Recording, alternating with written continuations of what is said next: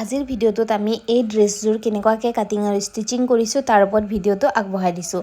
আশা কৰোঁ আপোনালোকৰ এই ভিডিঅ'টো চাই অলপ হ'লেও ভাল লাগিব আৰু আপোনালোকে কিবা এটা শিকিব পাৰিব। তেন্তে বলক আজিৰ ভিডিঅ'টো আৰম্ভ কৰোঁ। এই সত্ৰীয়া ডান্সৰ ড্ৰেছযোৰ বনাওঁতে মই ব্যৱহাৰ কৰিছোঁ এখন মেখেলা চাদৰ, পূৰা এটা মেখেলা চাদৰৰ চিট মই ব্যৱহাৰ কৰিছোঁ। আৰু প্ৰথমে মই এইটো চাদৰটো লৈ লৈছোঁ আৰু চাদৰৰ যিকেইটা লেছ আছে সেই লেছকেইটা মই প্ৰথমে কাটিং কৰি উলিয়াই লৈছোঁ, কাৰণ লেছকেইটা আমি বেলেগ পাৰ্টকেইটা যেতিয়া চিলাই কৰিম তেতিয়া আমাক লাগিব।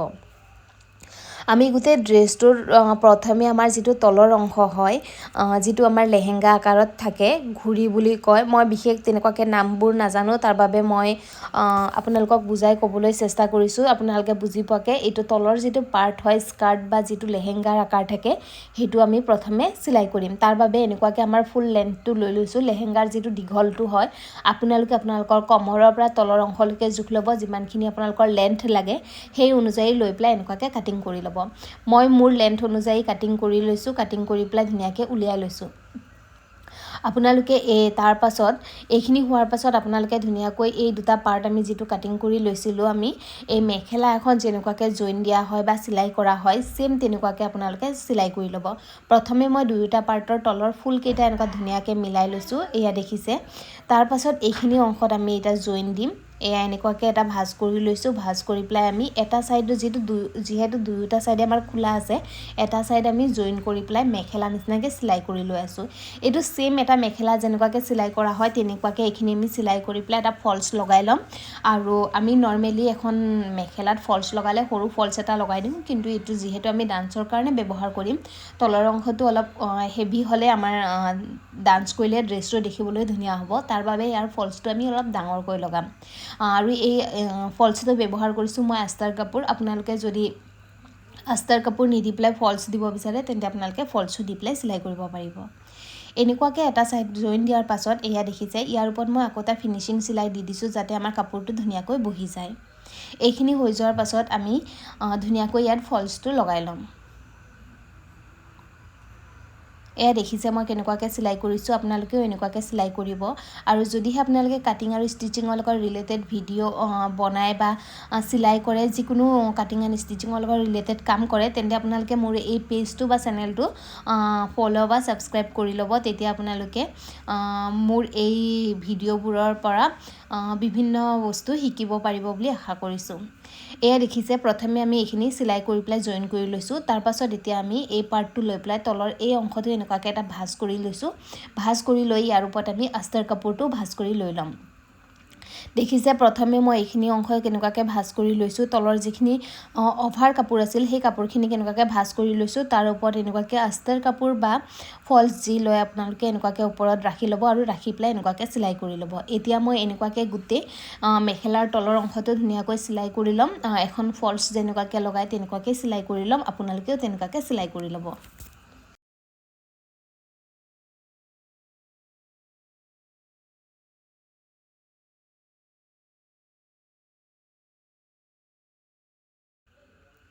এইখিনি হৈ যোৱাৰ পাছত যিটো ওপৰৰ অংশ আছে, এই ওপৰৰ অংশটো আমি এনেকুৱাকৈ ধুনীয়াকৈ যিটো আস্তাৰ কাপোৰ হয়, সেই আস্তাৰ কাপোৰটোৰ ওপৰৰ কাপোৰটো আমি এটা ভাঁজ কৰি ভিতৰ ফালে সোমাই পেলাই এনেকুৱাকৈ গোটেই চিলাই কৰি জইন কৰি ল'ম। আপোনালোকেও এনেকুৱাকৈ গোটেইখিনি চিলাই পেলাই জইন কৰি ল'ব। এয়া দেখিছে। আৰু যদি ইয়াত আপোনালোকৰ বুজি পোৱাত অসুবিধা হৈছে তেন্তে আপোনালোকে মোৰ এই চেনেলতে মেখেলাত ফল্চ কেনেকুৱাকৈ লগোৱা হয় তাৰ ওপৰত ভিডিঅ' দিয়া আছে, আপোনালোকে চাব পাৰিব। আৰু এই চাই পেলাই আপোনালোকে মেখেলাত কেনেকুৱাকৈ ফল্চ লগাই চাই পেলাই আপোনালোকে এই ফল্চখিনি লগাই ল'ব আৰু এইখিনিলৈকে ৰেডি কৰি ল'ব।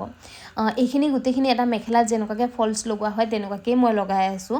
আৰু সকলোৰে লগোৱা নিয়মকেইটা অলপ বেলেগ থাকে, কোনোবাই অলপ ইজি মেথডত লগায়, কিছুমানে অলপ বেলেগকৈ লগায়। তো আপোনালোকৰ যেনেকুৱাকৈ সুবিধা হয় তেনেকুৱাকৈ আপোনালোকে মেখেলাত ফল্চটো লগাই ল'ব। এইখিনি হৈ যোৱাৰ পাছতহে আমি মেইন পাৰ্টৰ কামখিনি কৰিম। প্ৰথমে আমি মেখেলাত ফল্চ লগোৱা নিচিনাকৈ এইখিনি কামটো কৰি লৈছোঁ। এয়া দেখিছে।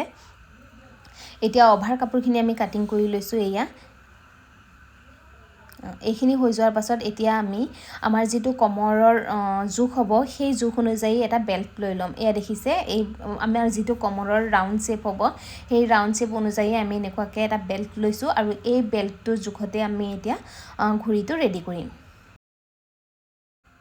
এই বেল্টটো বনাওঁতে আমি আস্তাৰ কাপোৰ আৰু মেইন কাপোৰ দুয়োটাই লৈছোঁ লৈ পেলাই আমাৰ যিটো এনেকুৱা ছাইডৰ অংশ হয় সেই অংশটো এনেকুৱাকৈ ডাবল ফ'ল্ড কৰি পেলাই এটা চিলাই কৰি লৈছোঁ ইয়াত দেখিছে এনেকুৱাকৈ ভাঁজ কৰি লৈছোঁ কৰি পেলাই এটা চিলাই দি লৈছোঁ আৰু ইয়াত আস্তাৰ কাপোৰ আৰু মেইন কাপোৰ দুয়োটা দি পেলাই ধুনীয়াকৈ আমি জইন কৰি লৈছোঁ এয়া দেখিছে এতিয়া আমি এই বেল্টটো এনেকুৱাকৈ ৰাখি পেলাই যিটো আমি মেখেলা ৰেডি কৰি ৰাখিছিলোঁ সেই মেখেলাৰ পাৰ্টটো ল'ম আৰু এনেকুৱাকৈ এইখিনি অংশটো 1/2 ইঞ্চ এনেকুৱা বাহিৰ ফালে ৰাখি ল'ম ৰাখি লৈ পেলাই গোটেইখিনিত আমি এটা স্কাৰ্ট চিলাই কৰিলে যেনেকুৱাকৈ কুচি দি পেলাই চিলাই কৰোঁ তেনেকুৱাকৈ গোটেইখিনিত আমি এনেকুৱাকৈ কুচি বা প্লেট দি চিলাই কৰি ল'ম এয়া দেখিছে একেবাৰে ইজি মেথড হয় আপোনালোকে এবাৰ ট্ৰাই কৰিলেই পাৰিব যিসকলে চিলাইৰ কাম অলপ হ'লেও কৰে তেওঁলোকেও এবাৰ চেষ্টা কৰিলে পাৰিব আপোনালোকে এবাৰ ট্ৰাই কৰি চাব এনেকুৱাকৈ গোটেই আমাৰ যিটো বেল্ট আছে সেই গোটেই বেল্টতে আমি এনেকুৱাকৈ কুচি দি বা প্লেট বনাই পেলাই আমি ৰেডি কৰি ল'ম এয়া দেখিছে মই কেনেকুৱাকৈ প্লেটটো বনাই আছোঁ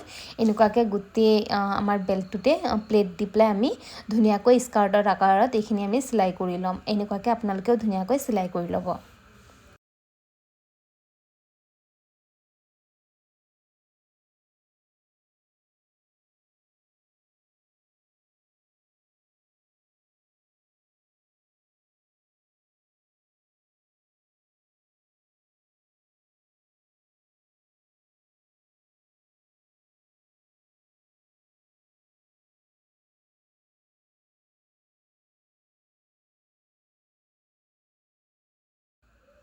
এয়া এনেকুৱাকৈ মই গোটেইখিনি প্লেট দি পেলাই কমপ্লিট কৰি লৈছোঁ এতিয়া আমাৰ বেল্টৰ অংশটোত চিলাই কৰি পেলাই প্ৰায় কমপ্লিট হৈ গ'ল এনেকুৱাকৈ আপোনালোকেও ধুনীয়াকৈ চিলাইটো কৰি ল'ব এয়া দেখিছে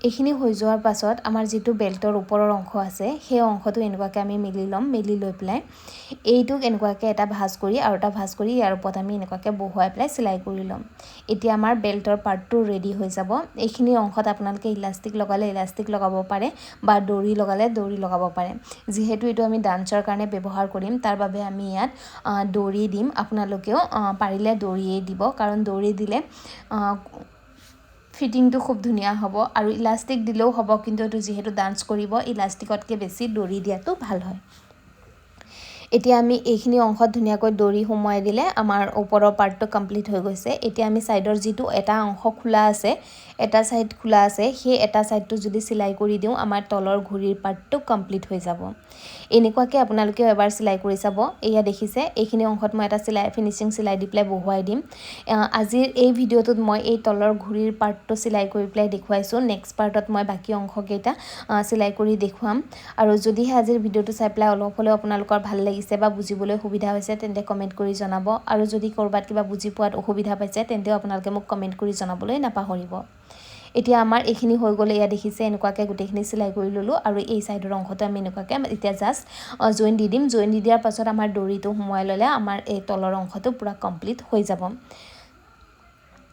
এয়া দেখিছে এনেকুৱাকৈ আপোনালোকেও চিলাইটো কৰি লওক ইয়াৰ নেক্সট ভিডিঅ'ত মই ইয়াৰ বাকি পাৰ্ট কেইটা কেনেকুৱাকৈ চিলাই কৰিছোঁ সেইখিনি দেখুৱাবলৈ চেষ্টা কৰিম কাৰণ এটা ভিডিঅ'তে গোটেই কাটিং আৰু ষ্টিচিঙৰ প্ৰচেছখিনি দেখুৱাবলৈ গ'লে আৰু গোটেই পাৰ্ট কেইটা দেখুৱাবলৈ গ'লে ভিডিঅ'টো খুব দীঘলীয়া হৈ যায় তাৰ বাবে মই আজিৰ এই ভিডিঅ'টোত এই ঘড়ীৰ পাৰ্টটো কেনেকুৱাকৈ ষ্টিচিং কৰিলোঁ সেইখিনি দেখুৱাইছোঁ আৰু নেক্সট পাৰ্ট কেইটাত মই আৰু ধুনীয়াকৈ বুজাই পেলাই ক'বলৈ আৰু ভিডিঅ'টো আপোনালোকে বুজি পোৱাকৈ দিবলৈ চেষ্টা কৰিম বাকি পাৰ্ট কেইটা মই নেক্সট ভিডিঅ'ত দিম আপোনালোকে সেই ভিডিঅ'বোৰ চাবলৈ নাপাহৰিব আৰু আজিৰ এই ভিডিঅ'টোত কৰবাত যদি কিবা বুজি পাবলৈ অসুবিধা পাইছে বা কৰবাত কিবা বুজি পোৱাত অসুবিধা হৈছে তেন্তে আপোনালোকে মোক কমেন্ট কৰি জনাব মই আৰু ভালকৈ বুজাই দিবলৈ চেষ্টা কৰিম আৰু কমেন্টৰ জৰিয়তে জনাবলৈ নাপাহৰিব আৰু ভিডিঅ'টো কেনেকুৱা লাগিলে কমেন্ট কৰি জনাব